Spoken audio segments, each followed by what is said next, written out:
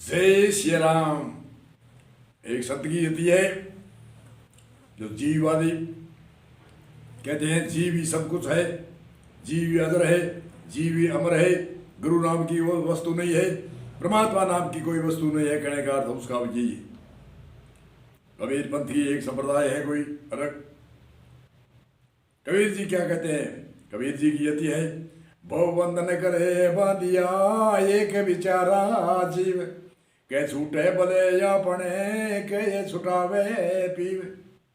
कह तो अपने प्रस्वार्थ में से छूट सकता है, और या पीव परमात्मा को भी कहते हैं। परमात्मा से पहले गुरु को कहते हैं, गुरु ही छुटा सकता है। क्योंकि तीन लोक के नाथ तेरे गुरु आधीन, गुरु बिना माड़ा फेरता गुरु बिना करता दान, गुरु बिना सभी हराम है बूझो वेद पुराण।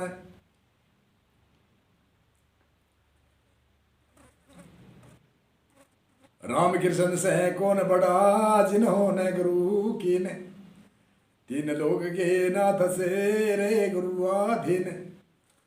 गुरु कोई पीव का है, और एक जगह कहते भी है, गुरु गोविंद दोनों खड़े किसके लागू पावे, बलिहारी गुरु देव ने गोविंद दियो मिलाए।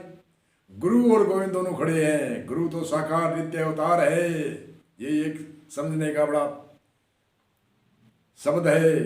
गुरु तो साकार है, खड़ा है। शिष्य की एक यति, एक कल्पना की, एक अंदर हृदय की यति है। गुरु गोविंद दोनों खड़े किसके रे लागू पावे, बलिहारी गुरु देव ने गोविंद दियो मिलाए। गुरु गोविंद खड़े, गुरु भी खड़ा है।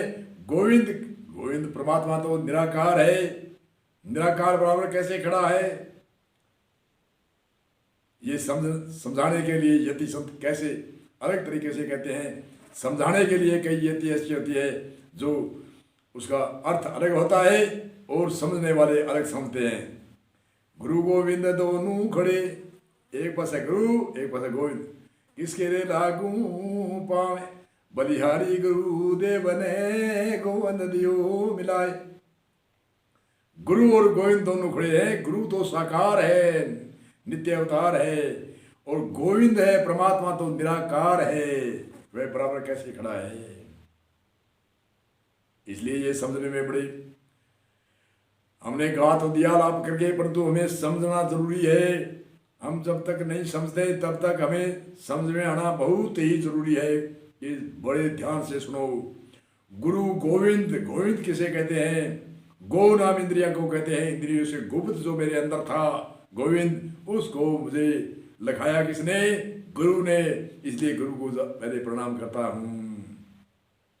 गो नाम इंद्रिया, इंद्रिया से गोविंद कहते हैं। गोविंद गुप्त है इंद्रियों से, मन उसको जान नहीं सकता, तीनों गुणों के बल से नहीं जान सकते, और इंद्रियों से गुप्त, इसलिए उसको गोविंद नाम रखा है संत ऋषि मुनियों ने। वो गोविंद मेरे अंदर था, उसको लिखा दिया, इसलिए कहते हैं गुरु गोविंद दोनों खड़े किसके रे लागू पाव, बलिहारी गुरु देव ने गोविंद दियो मिला। आज इस समय युग में अनेक तरह की पंथ संप्रदाय, मत पंथ संप्रदाय चल रही है, और अनेक पंथ मत संप्रदाय के एक दूसरे से चिढ़ मानते हैं।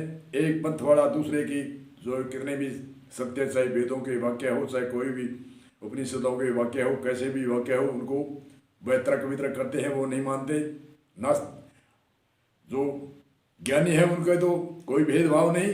जो अध झूले ज्ञानी मत पंथ में जो बंधन में दायरे में आ रहे हैं, अनेक मत पंथ संप्रदाय एक दूसरे की चिढ़ हो रही है, एक दूसरे के मत पंथ में जाते नहीं है। उसको बुलाया तो मैं नहीं जाऊंगा, मैं जाऊंगा तो वो नहीं आएगा, ऐसे ऐसे हम सुनते हैं। तो दूसरी, परमात्मा के नाम गुण विशेषण से रखे। परमात्मा अनामी भी है, बहुनामी भी है। बहुनामी इसलिए है, परमात्मा के सहस्र गुण है, अब भी नाम अनंत है, और आगे ये कोई सीमा नहीं आई। परमात्मा के अनंत गुण आगे प्रकट होते रहेंगे, जैसे विद्वान उसका विशेषणों के आधार पर उसका नाम रखते रहेंगे। तो परमात्मा के नाम गुणों से विशेषणों से भी चिढ़ है। कोई राम नाम से चिढ़ता है, कोई ब्रह्म शब्द से चिढ़ता है, कोई जीव शब्द से चिढ़ता है, कोई गुरु शब्द से चिढ़ता है। अनेक मत पंथ संप्रदाय है, एक दूसरे के पंथ से चिढ़ते हैं, परंतु परमात्मा के अनेक शुभ गुण जो शक्ति के गुण रहस्य है उनको सुनकर के भी चिढ़ते हैं और उनको चिढ़कर उनका उदाहरण भी देते हैं। ये क्या है, ब्रह्म क्या है, ब्रह्म तो ये थक गया, ये तो यहाँ ही रह गया, आगे और है। और ब्रह्म से ऊपर ब्रह्म परमात्मा का विशेषण है, परमात्मा का नाम है। ब्रह्म का अर्थ है सच्चित घन ब्रह्म। गीता में अर्जुन ने पूछा था वही शब्द, क्या हे केशव, हे गुरु देव, कृष्ण जी को कहते हैं, अर्जुन संख्या करते हैं कि ब्रह्म कहने का क्या अर्थ है। 7 प्रश्नों में कई प्रश्न पूछे हमें, ब्रह्म क्या है। तो कृष्ण जी उत्तर देते हैं गीता में, ब्रह्म सच्चित घन आनंद को ब्रह्म कहते हैं। सत्य है वो, भूत भविष्य वर्तमान 3 काल में नाश नहीं होता। सच्चित वो खुद चेतन, समय चेतन कितना अपार है कि इसकी कोई सीमा नहीं, वो चेतन है। और घन रूप है, घन रूप मतलब ठसाठस संसार में ऐसी कोई जगह नहीं जहाँ बाढ़ भर भी कोई छेद है, वहाँ परमात्मा नहीं है, ऐसे नहीं है। कण कण में, जर्रे जर्रे में व्यापक है, इसलिए घन रूप है। आनंद रूप है, आनंद विशाल, कभी भी कलेश रंच मात्र भी नहीं होता, इसलिए सच्चित आनंद घन रूप परमात्मा ब्रह्म है, उसको ब्रह्म कहते हैं। सच्चित आनंदे घन आनंद को ब्रह्म कहते हैं। कृष्ण ये बार बार उपदेश देते हैं। व्यापक एक रूप अविनाशी सच्चित आनंद घन आनंद राशि, ये रामायण में कहते हैं। तो कोई ब्रह्म नाम से चिढ़ते हैं, कोई जीव का महत्व देते हैं, कोई गुरु से चिढ़ते हैं। गुरु से कई संप्रदाय है वो गुरु से चिढ़ते हैं, कहते हैं ब्रह्म है, ब्रह्म है, परमात्मा है, ईश्वर है। ईश्वर और जीव और माया 3 को मानते हैं। प्रकृति, जीव, ईश्वर, प्रकृति, ये 3 से अलावा कोई है ही नहीं। तो तीनों से रचना नहीं होती, ये निश्चय है। और भी रचना के विषय में जो हम चर्चा करते हैं, तीनों से रचना नहीं होती, कहे रखो, जीव, ईश्वर, प्रकृति, कहाँ होगी रचना। रचना तो कोई आकार प्रकट होता, उसका नाम है। वह आकार प्रकट कैसे होगा। संबंध और भेद ये 2 मिलते हैं, नाम रूप ये मिलते हैं, सच्चित आनंद और नाम रूप ये 5 मिलते हैं तब रचना होती है।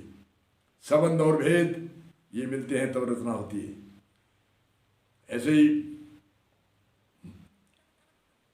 उनके शिष्य आगे से आगे जो इतिहास शिष्य कहते हो, परंपरा कहते हो, शिष्य तो जो किसी ने इतिहास लिख दिया वो उनके अनुयायी है, पढ़ने वाले। वो 3 चीज को मानते हैं, जीव और ईश्वर, बस। तो तीनों से क्या रचना होती है। संबंध और भेद जब तक नहीं मिलेंगे तब तक रचना नहीं होगी। संबंध और भेद कैसे कहोगे रचना। जीव, ईश्वर, प्रकृति 3 चीज कहते रहो, रचना कैसे होगी, उसका आकार कैसे होगा, संबंध कैसे होगा, संबंध किससे होगा, क्यों हुआ। ये वो परंपरा है, वो गुरु नाम से चिढ़ते हैं। गुरु उपदेश भी करते हैं, परंतु गुरु नाम से वो चिढ़ते हैं। क्यों कि उनके इतिहास में एक इतिहास पढ़ते हैं, एक दायरे में रहते हैं, दूसरों वेद पढ़ लिए, उपनिषद कोई पूरे पढ़े नहीं, वेदों में यथार्थ ज्ञान है। और क्या ये गुरु नाम से वो चिढ़ते हैं।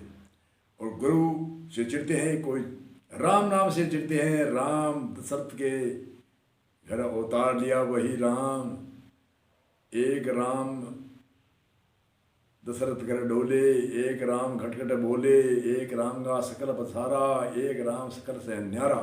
सब में रमण करते हैं, उसको राम कहते हैं। सिया राम मोय जग जानी, करूँ प्रणाम जोर जुग जानी। तुलसीदास जी कितने एक रामायण लिखते हैं तो कितने कैसे प्रणाम किया है, सारे संसार को प्रणाम किया है, दूसरों को प्रणाम किया है, जीव सब जड़ चेतन जीव सभी को प्रणाम किया है। और कहते हैं कौन छोटा कौन बड़ा, छोटा बड़ा कहना ही अपराध है, ये भाषा बोली, इतनी नम्रता है। और आज एक से एक चिड़ मानते हैं, शब्दों को अर्थ नहीं समझने के कारण ने शब्दकोश न नेता का देखा है, न कोई डिक्शनरी देखी है, न कोई और देखी है, बस अपने आप ही अर्थ एक संत की इतिहास या एक पास तरफ की रुचि हो जाती है, उनमें के दायरे में बन जाते हैं। दूसरे संतों को जो दृष्टांत उदाहरण देने दिए है, दृष्टांत हमेशा ही झूठा होता है लगभग, और दृष्टांत को वो सत्य मान कर उसकी काट करते हैं कि वो अमुक इतिहास में ऐसे लिखा है, अमुक उसमें रोचक और भयानक के लिए लिखा है, यथार्थ ज्ञान उनका सुनो क्या है उस इतिहास में। इसलिए हमको समझना जरूरी है। रामायण पढ़ो, गीता पढ़ो, उपनिषद पढ़ो, वेद पढ़ो, अनेक संतां की ऋषि मुनियों की भजन वाणी सोइया, अनाथ ज्ञानी कोटि जने जिनकी निजमति एक। अनाथ ज्ञानी कहते हैं, अनाथ जी कहते हैं, अनाथ ज्ञानी कोटि जन बिना गिनती के हो, जिनकी निजमति एक, उनका ध्येय एक होगा। कहने की शैली अलग हो सकती है, दृष्टांत उदाहरण देने की समझाने की शैली अलग हो सकती है, परंतु उसका ध्येय एक होगा सभी ज्ञानियों का। कोई जहाज से जाता है तो कोई बस से जाता है, तो कोई रेलगाड़ी से जाता है। रास्ते की यात्रा किसी की सुलभ होती है, किसी कठिनता से होती है, परंतु आगे जाने का ध्येय एक है, एक स्थान में जाते हैं। अनाथ ज्ञानी कोटि जन जिनकी निजमति एक, एक ज्ञानी के ये पल पल मता, अनेक अज्ञानी है उनके पल पल मता अनेक होता है, ज्ञानी का हजारों मिले, उनकी निजमति एक है। इसलिए इस सूत्र को विराम देते हैं, आगे सूत्र में चर्चा करेंगे और राम और लक्ष्मण जो उपदेश दिया उनकी चर्चा करेंगे। बोलो जय सिया राम।